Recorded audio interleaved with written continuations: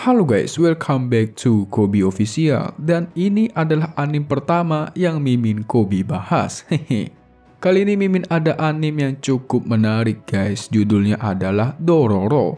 Berkisah mengenai seorang anak yang ditumbalkan oleh ayahnya demi kekuasaan.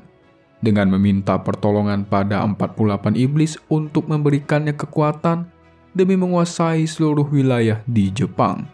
Sehingga anaknya pun terlahir tidak memiliki 48 anggota tubuhnya. Ayahnya yang melihat anaknya yang lahir dengan keadaan yang mengenaskan, malah membuangnya dan menganggapnya anak itu telah mati. Tetapi ia ditemukan oleh seseorang, dirawat dan dilatih sehingga dirinya menjadi petarung samurai yang begitu kuat dan mempunyai tujuan untuk mengembalikan semua bagian tubuhnya yang telah dijadikan tumbal dengan cara mengalahkan semua iblis yang ada di sana. Pasti pada penasaran kan dengan alur ceritanya? Yuk tanpa berlama-lama lagi langsung saja kita masuk ke alur ceritanya. Selamat menonton. Di awal film diperlihatkan sebuah desa yang bernama Kaga. Desa tersebut dipimpin oleh seorang yang bernama Daigo Kagemitsu. Pada hari itu, sang istri ingin melahirkan seorang putra agar dapat mewarisi kekuasaan ayahnya.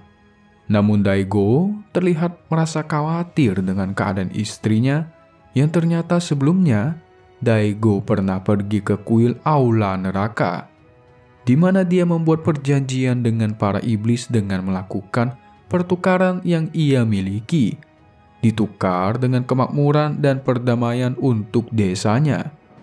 Itu semua dikarenakan desanya yang mengalami kemiskinan dan wabah berulang kali yang membuat penduduknya mati. Namun Daigo tidak tahu apa yang diinginkan oleh para iblis itu, dan itulah yang membuat dirinya khawatir.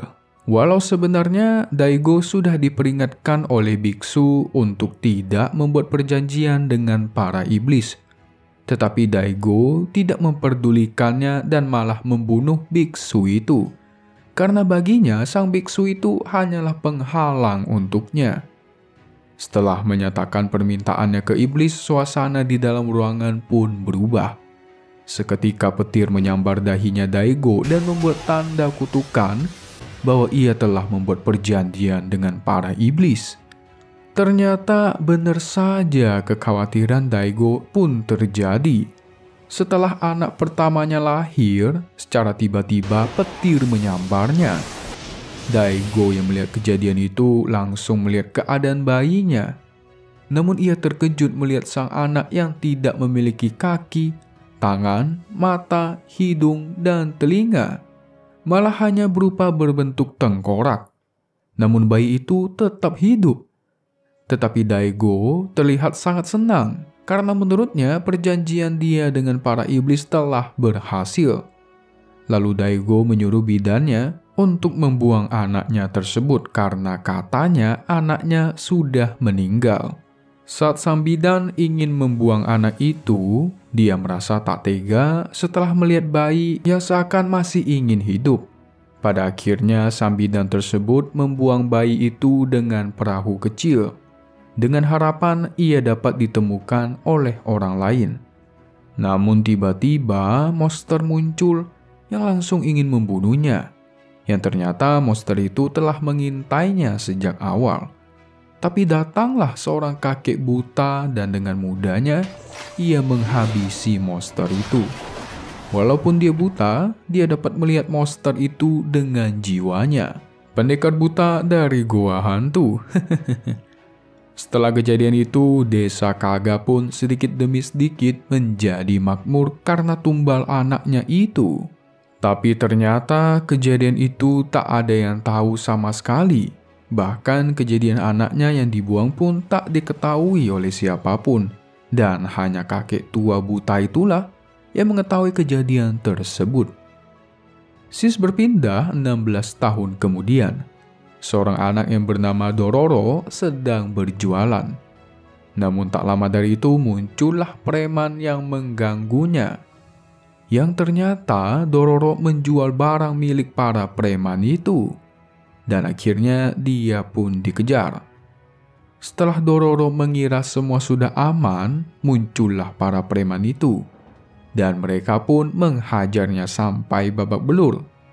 Ketika preman itu ingin membunuhnya, muncullah pria yang sedikit aneh ekspresinya. Mukanya seperti boneka, dan anehnya pria tersebut menatap ke arah yang berbeda, di mana ternyata ia melihat ke arah sungai. Dan di sana hanya ada setumpukan sampah yang sedang mengambang, tapi tiba-tiba sampah itu menyerang ke arah Dororo dan para preman itu. Dan ternyata itu adalah monster.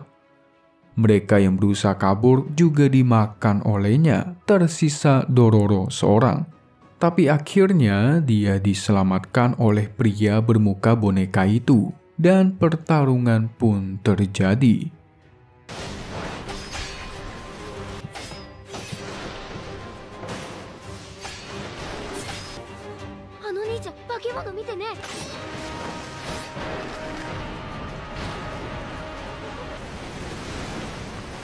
Pria itu akhirnya berhasil menyebak sang monster dan mengalahkannya. Dan dari situlah Dororo begitu kagum kepadanya.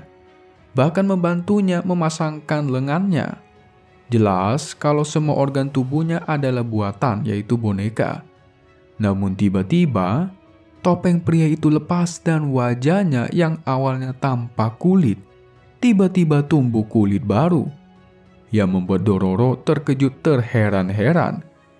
Ternyata kejadian tersebut disebabkan hancurnya salah satu patung iblis dari kuil neraka. Bagi kalian yang belum paham, pria bermuka boneka tersebut adalah anak dari ayahnya yang dijadikan tumbal kepada iblis. Maka jika dia membunuh iblis, bagian tubuh yang ditumbalkan bakal langsung kembali padanya. Dan ini bakal berbalik kepada ayahnya, di mana sedikit demi sedikit kemakmurannya bakal menghilang. Jadi perjanjiannya bisa kita bilang sebagai adil. Makanya muka sang pria ini kembali ke aslinya setelah membunuh iblis. Dororo yang penasaran tentang pria tersebut, sejak dari itu juga Dororo terus mengikutinya sambil berusaha untuk berkomunikasi dengan pria itu. Di sini kita tahu bahwa namanya adalah Hyakimaru. Walau dia tidak bisa melihat, namun ia dapat melihat api jiwa seseorang. Di mana api jiwa mempunyai dua jenis.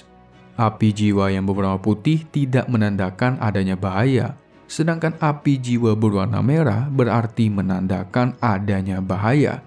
Dan itulah kenapa Hyakimaru membiarkan Dororo berada di dekatnya, karena ia melihat di dalam Dororo tidak menandakan adanya tanda bahaya.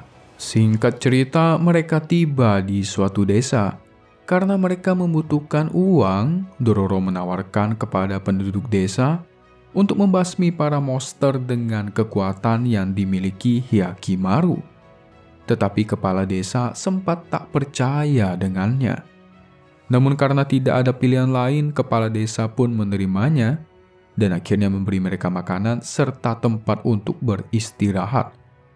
Akan tetapi baru saja beristirahat, muncullah sosok monster berkepala besar yang mendatangi mereka.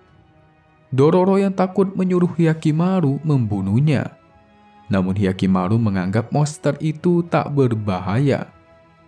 Keesokan harinya, kepala desa yang penasaran membawa mereka ke tempat pemimpin desa yang bernama Bandai Sama. Tibanya di sana, mereka yang bertemu dengan Bandai Sama, tapi tiba-tiba Hyakimaru bertindak aneh dan langsung bersiap untuk membunuh. Untungnya Dororo menahannya. Namun karena hal itu, mereka lalu dikurung di dalam gudang. Di dalam gudang, mereka bertemu dengan si kakek buta. Dengan berkata bahwa dia pernah bertemu dengan Hyakimaru, yang membuat Dororo bingung karena si kakek yang buta tapi dia tahu tentang Hyakimaru dengan sangat detail. Tetapi si kakek menjelaskan bahwa dia bisa melihat tapi hanya warna jiwanya saja. Contohnya jiwa Dororo yang berwarna putih. Namun tak lama dari itu aura monster pun muncul. Hyakimaru yang merasakannya langsung bergegas ke arah aura tersebut, di mana aura tersebut mengarah kepada Bandai Sama. Lalu si kakek menjelaskan kepada Dororo bahwa wanita tersebut memiliki warna darah keruh, yang dimana bagi si kakek itu adalah iblis. Tak lama dari itu, Bandai Sama pun berubah menjadi sosok monster, dan dia pun mulai bertarung dengan Hyakimaru.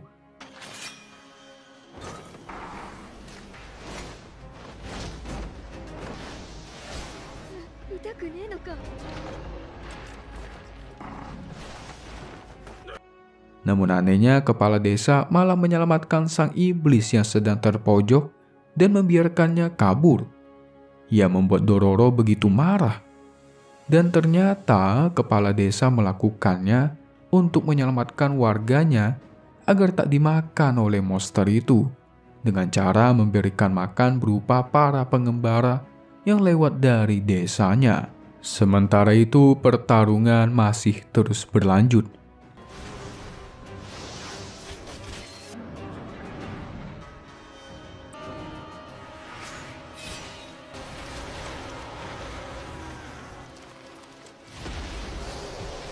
Sampai pada akhirnya sang iblis dapat dikalahkan. Tak lama dari itu muncullah iblis semalam. Ia memberitahu mereka dengan membunyikan lonceng. Dororo yang menghampirinya melihat terdapatnya uang koin dengan jumlah banyak, yang ternyata itu adalah koin para pengembara yang dibunuh oleh Bandai Sama. Dan setelah kejadian itu, Dororo meminta maaf kepada Hyakimaru karena sempat tak percaya kepadanya. Namun tiba-tiba Hyakimaru memegang wajahnya Dororo yang membuat dirinya tersipu malu.